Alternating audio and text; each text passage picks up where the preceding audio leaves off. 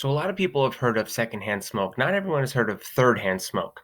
So that means that you're not breathing in actually the smoke that somebody else is smoking, right? Like the smoke that they release. You're not breathing that in. What this means is that, like, let's say you're inside of a house or a car of somebody that was a regular smoker.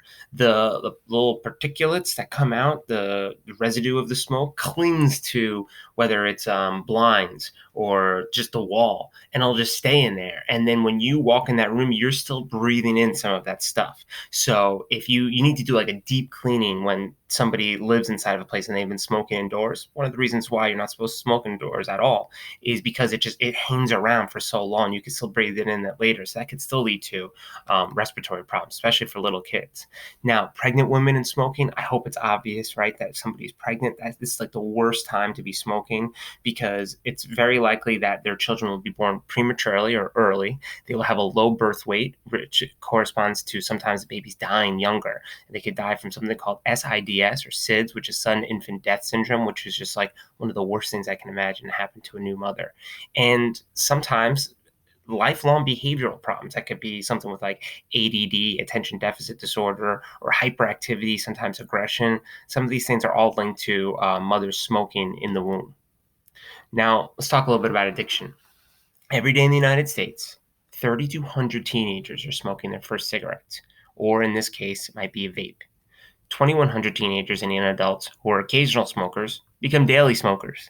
So once it's just like, oh, I do it every once in a while, and that becomes a daily habit. Yet 9 out of 10 teenagers still do not smoke. So I hope that all of you are going to fall into that category. Let's talk about the benefits of quitting. Okay. Within just a couple days of quitting, your blood pressure and your heart rate decrease. That's good. The amount of coughing that you're going to do regularly because of being a smoker starts to go down. And within a year of quitting, there's a huge decrease in the risk of heart attack and the potential that you're going to get cancer. So even if you've been a smoker for like 40 years, right, which is a long time, you'd still benefit from quitting, right? You still can start to see some of the effects. It's going to do so much more damage than if you never started at all, obviously. But the quicker you quit, the more time that your body has to adjust to the new normal, which is, living more healthy. So how do you treat nicotine addiction? There's a couple things. There's nicotine gum and a nicotine patch that you can wear. This still gives you hits of basically nicotine, and that helps reduce the cravings, because it's really hard to go what they call cold turkey, which is quit smoking altogether. But that is some way to do it.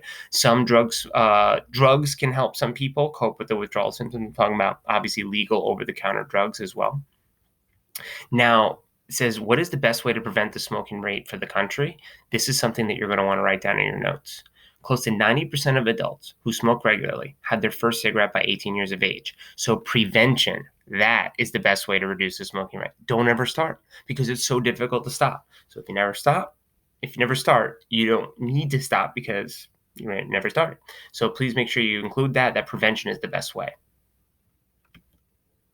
And there's some government-based strategies, right? So we ban the sale of tobacco products to people younger than 18 years of age. Now, this is a little bit outdated. It's now as old as 21, right? And that's going to decrease. It's just going to make it more difficult for people that maybe want to get it. They're going to have to think twice, because somebody, if they're buying the cigarettes for somebody else, is breaking the law. And hopefully not everybody wants to break the law, right? If somebody goes up to you when you were 21 and they were, let's say, 19 or 18, and they're like, yeah, you can buy me cigarettes, right? You don't mind? It's like, yeah, actually I do mind, because I don't like breaking the law. I don't want to potentially get in trouble, because it could be a really huge fine. It could be a really inconvenient thing on your record to do that.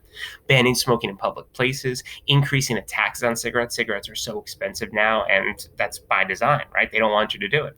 Warning labels on the packages, something that will say like, warning, this product will kill you. And then there's all these anti-smoking campaigns. You don't see commercials for smoking anymore, but you do see the anti-smoking campaigns. And here, let's just look at this. If, let's say, $10 a pack, which is probably pretty cheap now, if that means a pack a day habit is about $300 per month, about $3,650 per year, $36,000 per decade for 10 years. Think about all that money you could save and reinvest and use for a lot of great things if you never start smoking. And 1/2 of adults will die prematurely from smoking. 1/2 million, adults will die prematurely from smoking this year.